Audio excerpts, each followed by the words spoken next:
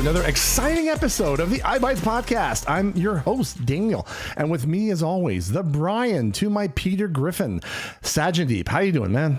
Oh, wow. Awesome, man. How are you doing? I'm doing pretty good, pretty good. We've been gone for a while. Unfortunately, work kept us busy, but we are back on the air.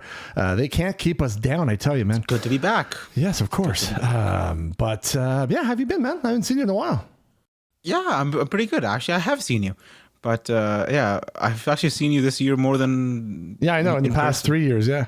In the past year. It's funny. But have you been, man? I'm pretty good. You? Yeah. Anything new? Busy. Busy? You know how you always say that after work, when you get a full-time job, you're like, you don't feel like doing anything? To do. Well, not feel like doing anything. It's just that I don't have time to do anything else. Like today, I could only do one thing a day. After work, I can only accomplish one thing. It's either going for a bike ride, come back home, either exercising, and there goes my day. Gone. Tell you, man, when you start working full time, days fly by quickly. On the weekdays, weekends, you end up cleaning and then some other stuff, and then you want to be lazy some days, and then you won't get anything done because it's weekend. So, and I've been telling people here, basically lying to them, but I don't want to lie to them, but technically I kind of am at this point. Just so you know, we are recording, so just I'm just saying that I'm kind of lying to you guys. I've been saying, I'm gonna be recording a YouTube video. I'm working on something. I am. It's just it's put aside right now. I've recorded. I just need to edit it and put it up there. Well, it took you a year just to actually record it. I'm guessing another year to edit. So look for video on our YouTube channel in probably about a year or two. By 2024, 2025, we'll have a new video up there. Yeah, we'll have a new season and then one video. We are uploading the episodes on the YouTube, so we are uploading stuff on YouTube. It's just we're not uploading videos. That's true. So, but again, I do have one tutorial up there already on how to use VoiceOver. Well, that's good. But, well, see, we're both working full time, so it's you hear all these podcasters out there and pumping out episodes every day, which is awesome. But that's a full time job. That's their job, and we actually have another job. So podcasting for us is a side gig. So yeah, we don't have a lot of time to record every day, so we do it once a month, maybe once every couple of months. So, but no, and nothing new, no new tech, no new toys. No, I have been buying stuff. My goodness, wow. That's depressing. Normally you buy expensive stuff and you're like the Steven Scott of our crew. It's well, like I said, yeah, I've been buying stuff. Oh, you've been buying stuff. Oh, I thought I heard you say you weren't buying anything. No, I've been buying stuff. I don't know. Okay. Well, I always wanted so I don't know if you've ever heard of these portable projectors. No, yeah. Well, I know Anchor has one. I think Nebula. I think it's called. Nebula. I was going to look for, but that's like $600-700. I mean, how is that portable? Yeah, it's fine. It might be portable, well, but it's not cheap. It depends on the resolution it's projecting and the quality, the build quality. It was on 1080p though. It wasn't even 4K. Or 2K. Well, I don't know. I'm sure if you want to spend a little bit more money, you can probably get a 4K projector somewhere. I don't know. I don't know. I bought 2. Okay. I returned both of them today. Wow. Poor projectors. Yeah. I'm sorry, but I mean, I'm being brought somewhere. I'm going to have a new owner, and after how long? 2 days. It wasn't bright enough. That was the problem. Poor projectors. What did they do to you? They weren't bright enough. I was going to use it in the because so they were dumb. They weren't smart enough for you. That's the problem. See, you should judge your projectors by intelligence. Sorry. No, but I had a 720p 50-inch TV in the basement before I even finished it. Darn. After I started finishing it, calling renovators over or whatever, renovated the whole entire thing. Brought that TV upstairs, but that thing is extremely heavy. It's like I don't even know. It's a really really heavy a TV, Samsung TV. But anyway, really? Damn, that bad. Yeah, 720p. That thing is a beast. But again, it's only 720p. I don't want to bring it back down. And I don't even know what the heck to do with it. I know Best Buy takes hardware and they will recycle it. Well, just look at electronic places. There are some places that will take old electronics and recycle it.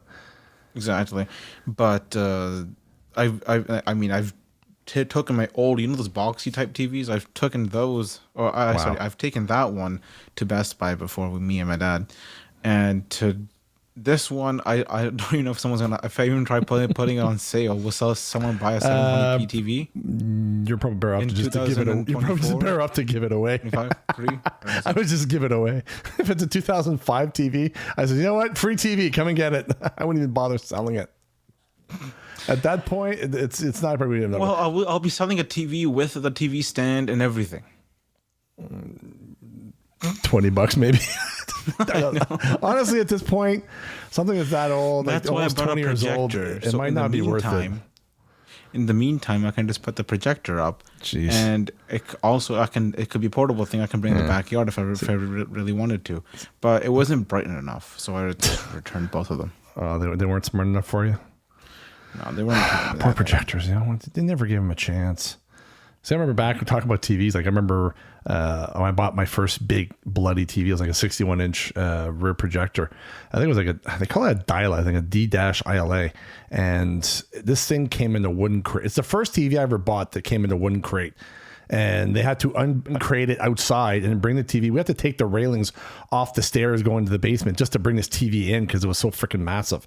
That sucker lasted me for quite a while. The only thing I had to fix on it was replace the light bulb on it because they have a mercury light bulb and those get really hot after a while. After wear and tear, they break and they burn out.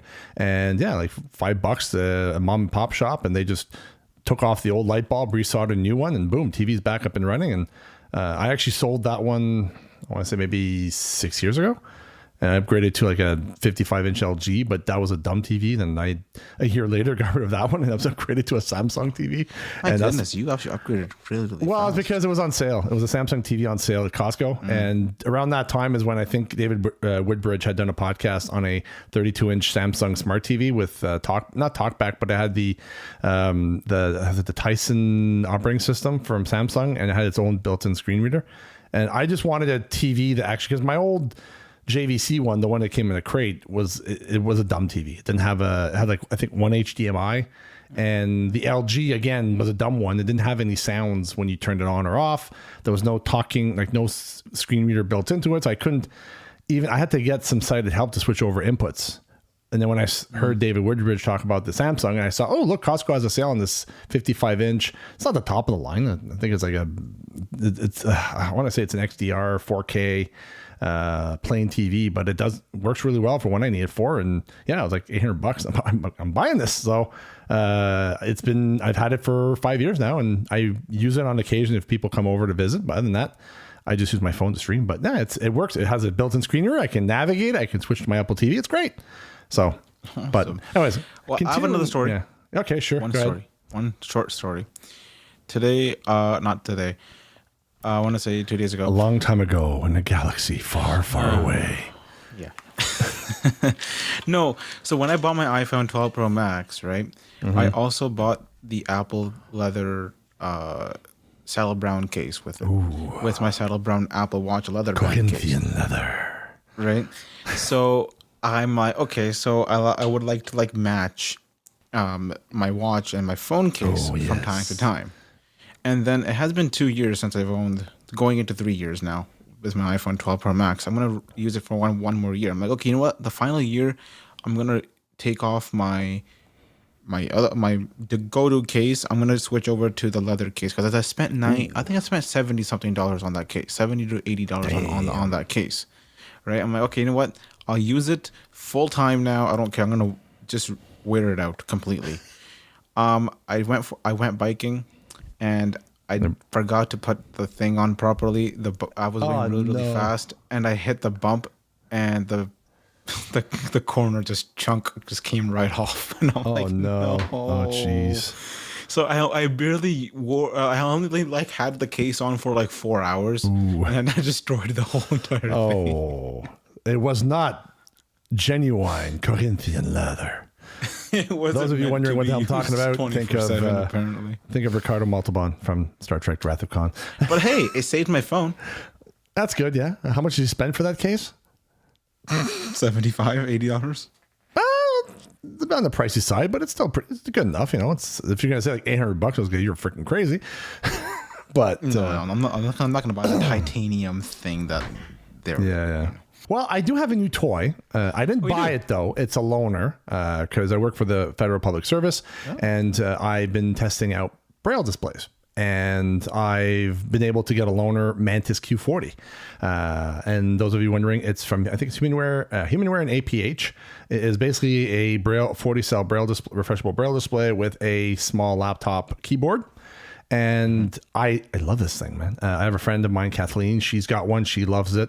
And she's kind of encouraging me to kind of get back into Braille because I've learned Braille in high school, but I kind of like, I knew it for emergencies if I needed to, if I ever wanted to start using it, I knew it. But over the years, I kind of didn't really use it, and that's my fault. Like I didn't find much use for it. Now it's like I kind of wish I would have stuck with it. So I'm trying out different Braille displays. And so because of my friend Kathleen, I've kind of started playing around with Braille a little bit more. And the only issue I've had with this thing, and I'm hoping maybe somebody might know how to fix this, is for some odd reason when I'm using the keyboard on the Mantis with my Windows or on my phone or even in the built-in editor, for some odd reason, some of the letters get double typed. I don't know why. But you said that's a defect, right? I don't know if it's a defect or what. I just know that my friend Kat, she's got the same issue on hers, and I've got the same issue on the loaner I got. And I did reach out to Humanware, and they did ask me for some logs so they can kind of troubleshoot what's going on, and hopefully they can come up or figure out what's going on and come up with a fix. But I did listen to a recent episode of Jonathan Mosen's podcast, and they did talk about the Mantis, and nobody ever mentioned the issue with the keyboard. So I'm wondering if it's just unique to certain, maybe it is just a defective display. I don't know. But yeah, if anybody out there knows about it and knows about this double typing issue, and it's not just specific letters. It's like, I thought it was certain letters, but it seems to be any letter really. There's no specific letters. And before you ask, I did try Windows. They did suggest going to Windows in the key repeat delay. They figured it wasn't that, but it would be worth to check out, see if that might help a bit. But because the issue happens like within the Braille display in the editor or my phone or my computer, so it's not a Windows thing, it's just a display itself. So yeah, it's a great, I love it, it's a great device, but it's just this I don't want to go back and have to recorrect the words. That you want to help our viewers a little bit here. You were mentioning to me that the instructions to reset it was incorrect. Yeah, so one thing that when Humanware asked me to send the logs, they sent me instructions. And the way I understood it was the next time the issue occurs is you power off the device, you unplug it, unless if the battery is under 50, then you plug it back in. You plug it to charge it. And if it's over 50%, you unplug the cable. Then what you got to do is you got to press and hold the power button and the home button at the same time. Now, in their instructions, they did say that you press and hold the home and power button and you'll feel a vibration. And then you'll, on the display, the word recovery will show up underlined, and then you let go, and then the device will power back off, and then you press the power button. And when you power back on, then in the main menu, you'll have a diagnostic item showing up in the main menu. Now, the issue I was having is every time I was trying to do this and I was waiting for this vibration, I kept getting this weird, like, I want to say like a talk sound. And I think it was the pins on the display that popped up or down. I'm not too sure what happened, but I thought maybe this is the vibration. So I let go of the buttons and I powered it back on. And when I powered it back on, the diagnostic item was not in the menu. And I was like, what's going on? So after like a couple of days of trying to figure out what the heck is going on, it turns out that the instructions that Humanware sent me had a bit of a small error. When you press and hold the power and home button, you don't press and hold it until you feel a vibration. You press and hold it for 3 seconds and you let go. And then the display will show recovery mode. And then again, it'll power off. And then once it's powered off, you press the power again, power it back on, and then the diagnostic menu item will show up. So yeah, it was a small little mistake on Humanware's part, but hey, it's I was able to get the diagnostics logs and send that off to Humanware. So, but yeah, anybody has a Mantis, to Humanware? Yeah, I did tell them that their instructions were a little bit faulty, but anybody out there who has a new Mantis and they want to put it in recovery mode, and if Humanware tells you, yeah, press and hold till you feel vibration, yeah, don't just press and hold for 3 seconds. I was like struggling for 2, 3. I'm like, I'm not going to let this bloody device beat me. I'm going to beat this freaking thing. So I finally managed. But yeah, it's if it wasn't for the double typing, it's a great keyboard. It works great. It's awesome to have this built-in keyboard with your Braille display. Now, the only thing I wish a company could do, and look at you, Humanware and APH, it would be great if they can come up with like a Mantis Q60 or Q50 or whatever. Basically have a full-on QWERTY keyboard with numpad, and then you have your Braille display below it, because this does not have a numpad. It's your laptop style keyboard, so it's missing the numerical keypad. And for me, I'm so used to using the numpad with Windows and JAWS that it feels weird not having it. But yeah, if they could come up with that, that'd be awesome. I would definitely be in the first in the line to just buy it. But anyway, so WhatsApp added a new feature.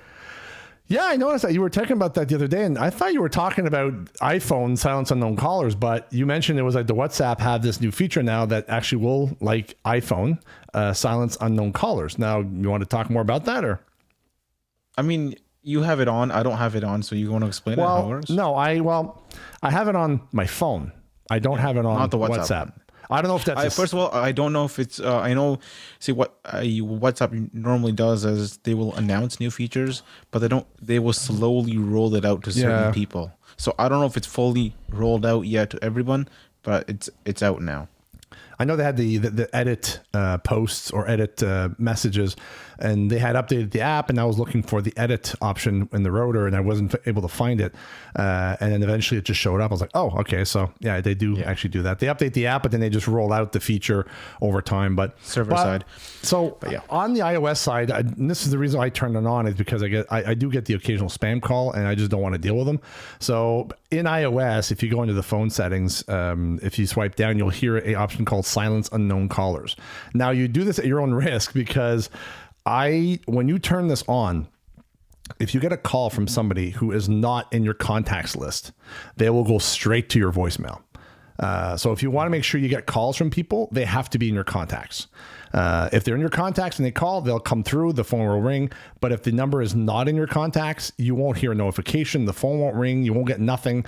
The caller will just be sent straight to voicemail, and then you'll get a notification saying, hey, you missed a silence unknown caller, unknown call. And depending on your provider, I know with my provider, I'm with Rogers, and they have like, likely fraud. So sometimes you see that, sometimes you don't. But I turn it on because I don't want to deal with spam callers. I'm not in the mood. So it's, again, I say at your own risk, because if you are expecting a phone call and they're not in your contacts, well, be prepared that they'll go straight to your voicemail. I would say if you don't if you're like looking out for a job and you're expecting people to call you, unknown people calling you, leave this off. But if you're not expecting people calling you, then turn this on, because like on my work phone, I turned it off because you never know when you're going to call. You might get a call from a strange number, but my personal iPhone, I'm like, you know what, I'm going to take a chance. And if I always tell people, if you call and you have a voicemail, leave a voicemail. If you don't leave a voicemail, I take that as it can't be that important. So actually, I was going to mention one thing. Actually, I'll mention it when we talk about iOS 17. Continue. Okay, sorry, but no, it's a great feature. I haven't really turned it on. I don't know if you've turned it on or not, but I know it's there. I haven't checked if I have it yet. I know. I'll have to look too. I don't remember if I ever looked for it, but moving on. Next item on the list, ChatGPT is now available on Android. Is that app, right? Yeah, the app. Yeah, mobile app. So you could go on the website before, I think, on your Chrome browser, but it is now available as a app on the Google Play Store. I don't have a Google phone anymore, so I can't really check that out. But honestly, dude, do you find, like, I find myself using the ChatGPT app on iOS more than actually go on the website? I never been on the website. I was using them on my shortcut app. Yeah. Then I got rid of my shortcut. Well, I still actually have my shortcut if I wanted to make Siri read things to me. But because it still has a database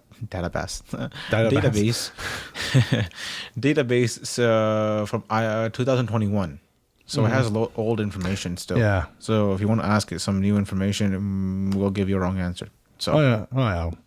But The only thing I find, I don't know if you noticed this, when I open up the ChatGPT app now and you go at the top, it shows what does it say? ChatGPT 3.5 and then 4.0 as two options before the menu, which I'm like, why is that there? Like before, when you used to go at the top of the screen with VoiceOver, it just used to say menu, and then you swiped across, and it would give you the edit field, and then the dictation, and then the send button.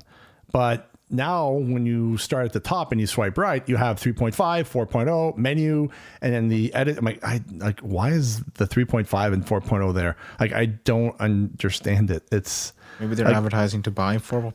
Yeah, I don't know. It's just.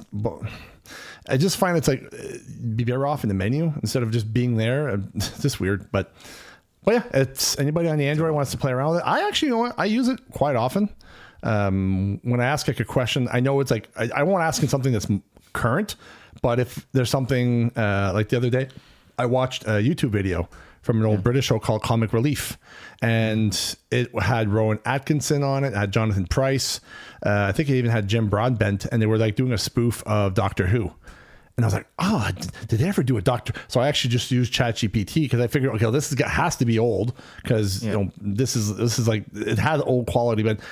And I actually, it gave me like, it's on Comedy Relief. I'm like, oh, great, cool, all right. So I was able to start watching some of that, and I've been watching a lot of like British stuff over the few years. Like I've got friends and colleagues saying you should check this out as a British show. So like, there's the IT Crowd. I watched the Black Adder. And there was Bottom, which is another one with Rick Mayall, rest in peace because he's passed away. But there's also a new one I started watching called Faulty Towers with John Cleese, and it is hilarious. It's not appropriate for today's public because there's a lot of jokes and remarks that are not very friendly today, but in 1975 it was humor. So but it's good, it's a good show. But yeah, anybody ChatGPT, check it on Android now, so it's definitely worth checking out. Yeah, awesome. Now another one. Twitter has changed to X. Now, I what do don't you like think of this this change. What do you mean you don't like this change? I don't know. I just don't like it. It's weird because I'm so used to hearing my voiceover say retweet or tweet. Yeah. Now it's just post, repost. I'm like, I need to get used to these names now. I'm like, poor baby. I feel like it's. I'm on like Instagram or something. Like Instagram. Oh, by the way, I forgot to add one more thing to the list, but I guess Threads we can add it afterwards. It's Threads, yeah. Yeah, we can talk about that. Yeah, I've looked at X and I have no idea what the heck he's smoking over there. But honestly, I deleted my account a long time ago. I just have the eyeBytes account that I access, and that's it. But yeah, it's like, I mean, it still works. Like the platform is not like broken. It's not like it's for how long? But like the blue check boxes, I don't even know about that anymore. I don't even want to get in that because it's a complete mess right now. I used to like those blue check marks because before the process of getting them was lengthy, and then you had to really tell Twitter who you are. Properly verified. Yeah, but now it's like anybody can just pay for the blue check. Now the funny thing is now people don't want it. They're like trying not. Well, think about this. When you go on Twitter and you see people with a blue check box, you know they're dumb enough to pay for it. Like, oh, this guy's an idiot. He's paying for the blue check mark. Well, some people are not paying for just because the checkbox. They're locking features to it. Yeah, as well. Some features to a subscription, and also, what I was gonna say was, they also, so you still get ads even if you pay for it. Like, huh? Why would you get ads when you pay for things? I think. Yeah. Anyway, I don't know. There's it's kind of all over the place. I like what Threads did. Or, by the way, if you download anything from Facebook, it could be Facebook, Instagram, or Threads, and you go into the App Store and you go like to the privacy policy on how much stuff they track. There's like a 200-page list of all the stuff they track. That's social media. They track everything. They want to see what you're doing. They collect your information. But again, like other social media apps like Twitter or X now, it doesn't have as much as Instagram or Facebook has, or Meta has. I don't know. I use Facebook for the odd post or see what or memes. But I thought of Threads, but I've heard other people talk about how the accessibility is, it's not the greatest. Yeah, accessibility, like you can't even put alt on images yet. Well, not just that, is when you're swiping through the post, apparently you got to swipe 3-4 times through different items before you get to the next post. Instead of putting everything in an actions rotor, they just decided to do it. Let's do a button for each stupid thing. I'm like, that is stupid. Like, why? But they just wanted to rush the app. They've completely rushed the app. There's too many social networks now, man. It's unbelievable. But the thing, there is. And also the problem is that they bake everything into their app. Like stories. Like YouTube has stories. Instagram has stories. Snapchat has stories. All right? And then when Clubhouse came out, or Twitter also added the Clubhouse live talk thing, whatever they call it, Twitter Spaces. I don't know what it's called now. X Spaces. I don't know. That sounds like an adult film lot or something. I don't know. Jeez. Okay, but anyway, I don't know. Like it's too overwhelming. Like I've subscribed to, or I followed what is it called, 9 to 5 Mac on Twitter or X, and I've also followed them on Threads. And I turn on the notifications for both of them. Whenever they post on Twitter or X, it automatically goes. I get the same exact post on Threads. Oh, I get it. Yeah, so it's like people are like posting everything, like one thing everywhere to keep up. Well, they just want to make sure they cover all their bases because people might be on Threads or Mastodon or Twitter, which makes sense. So they want to cover things. So someone's kind of using everything, you're like, how am I supposed to know? Because I don't want to miss on anything from 9 to 5 Mac because that's a good source. Do you want to hear something else? I just I heard about it today. Apparently, Facebook now is blocking news links on in Canada. So when people used to be able to go on Facebook and post links to articles from Canadian news journalists or publications, and Facebook, because what happened is the publications wanted to charge Facebook a certain amount per every time they post a link. But the thing is, from what I understood, like Facebook is just putting a link to the article on the publisher's website. They're not actually hosting the article. They just have a link that brings you to the, like, for example, I don't know. Yeah, they're basically giving you clout. Yeah, like why are you? So, but that like this new, I think it's C18. It's like, oh, now these big tech giants now have to pay the publishers money to put links on their website. But not only that, is Facebook decide, we're not paying for this. I'm sorry, and I kind of agree with them because it's like, if they were hosting the article on their site, I would understand. But they're just you're just posting a link, and the link brings you to the publisher's website anyways. So it's just it's like a gateway to the website, and it's like I don't see why they should pay, but Facebook decided to block all accounts for news broadcast or news publishers, whatever. So now you can't see